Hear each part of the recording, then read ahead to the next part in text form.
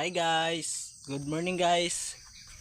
Nana po ta karon guys diri sa atong gitrabuhan guys. O balik na po ta Lipron guys. O inani na yung trabaho sa Lipron guys. O ako guys, pang punta ka ninyo guys. Ani ni guys. So, nahinay na nga trabaho guys. Kuwaon na ang kuha ni guys ang gatuka guys, sama ni guys. Sama ni kana mo na siya si gatuka guys sa saging guys. So kinahanglan na siya ng kuwaon guys. Ana. Welcome back guys. Atong trabaho karon.